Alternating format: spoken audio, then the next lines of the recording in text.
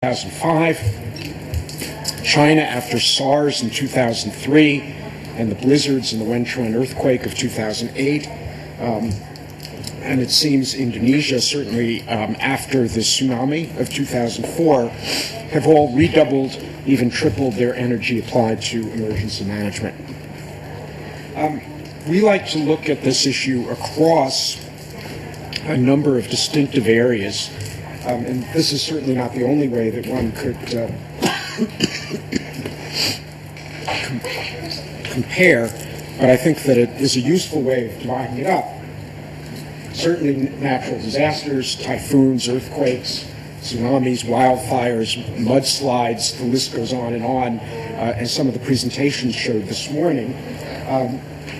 All of these are things that nature serves up to people.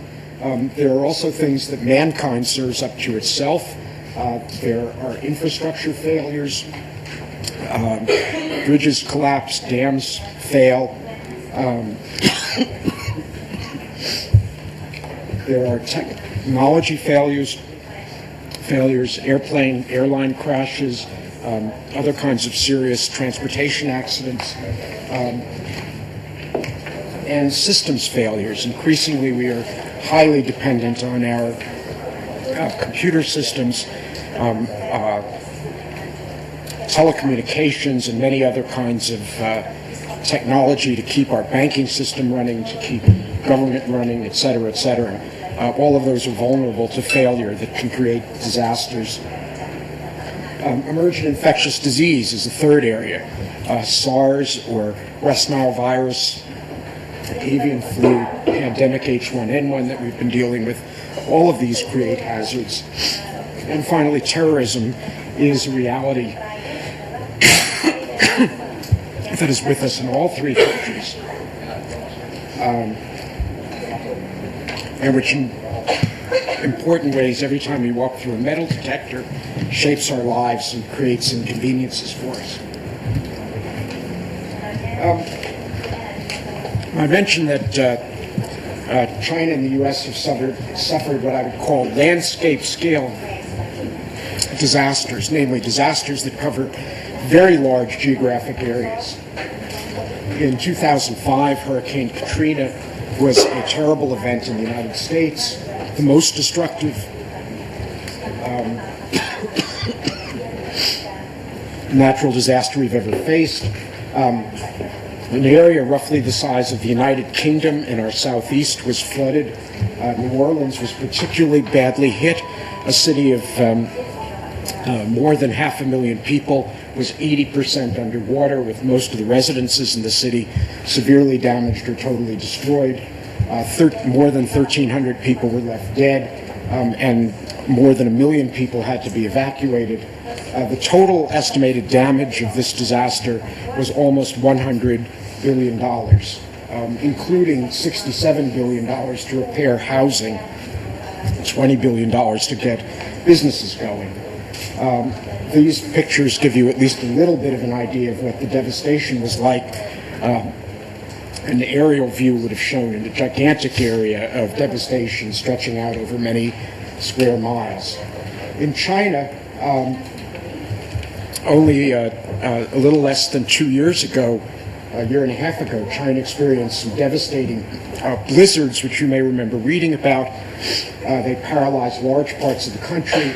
Transportation, energy, food supply, all of those were interrupted or in some fashion disrupted. $21 billion of direct economic damage. Fortunately, only 129 people died, but many hundreds of thousands or many millions were inconvenienced. The Wenchuan earthquake in only a little over 2 years ago, actually 2.5 years for the snowstorms. I can't subtract very well. The Wenchuan earthquake left 87,000 people dead and missing, 375,000 injured, and more than 15 million people had to evacuate from Wenchuan. The photographs that you can see here of the blizzard, of a city that was experiencing blackouts, of soldiers at work trying to clear away some of the snow and ice, landmarks of China covered with snow. The middle picture at the bottom is a crowd of more than 500,000 people who were stranded in the Guangzhou railroad station during Spring Festival, when hundreds of millions of Chinese travel to their hometowns. Prime Minister Wen Jiabao, shown on the left at the bottom, came to that railroad station to encourage people. He caused a little bit of difficulty, actually, by telling them that they would soon be able to travel, and therefore they stayed in the station, although there were no concrete plans for how to get them out at that point. And you can see the collapsed power lines. The devastation of the Wenchuan earthquake is hinted at here with a picture of the community of Bechuan, which was probably the worst hit individual town, and some of the devastation more close up. So these pictures dramatize what I think is a basic set of concerns that I heard articulated this morning, but let me put a slightly more formal picture on it. This graph begins to show aggregate social welfare. How well are off are our societies against the time axis? And under normal circumstances, societies are developing and improving. There's an upward trajectory of social welfare. And this picture is the curve with no disaster event. At some point, a disaster may occur, and that interrupts the curve of social welfare. And this picture shows both a marked drop in the short run, but also a slow recovery over time to regain the level that would have prevailed if there had been no disaster. Of course, these curves could be shaped in different ways. These are purely notional. They could be a little flatter. The disasters, if they were of the magnitude of Aceh, might have been even harsher. And indeed, there are opportunities, if reconstruction proceeds in an effective way, to reconstitute societies, that it might even be possible eventually for the curve to surpass the earlier curve. But irrespective of the fact that this doesn't describe all situations, what we can see is that the loss to social welfare is the area between what would have been and the area of what happens because of the disaster. Our goal as people concerned with disaster risk reduction and disaster response is in some fashion to make that drop in welfare either less severe or to increase the speed and the effectiveness by which we get back on a pre-disaster trajectory. So we are trying to improve the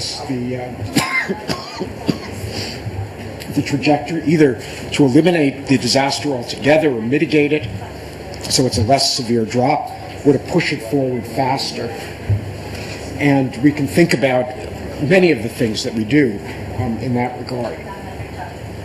So the human costs of disaster can be extraordinarily hard. These are pictures from Wenchuan. The stakes are very high, as you know at least as well as the Chinese do, because of the immense tragedy of the tsunami and the many earthquakes that you've had. But I think that the hopeful part is that resources used very well can reduce the suffering, can reduce the damage to the economy, can reduce the disruption of people's lives and the social activities of the country in a way that is extremely important to the society. Well, by the way, I forgot to invite you. If there's at any point you would like to ask a question or make a comment, and certainly to disagree, please feel absolutely free to interrupt. I'd be happy to. It is not an interruption. I shouldn't even call it that. Please raise your hand, and I'd be happy to respond.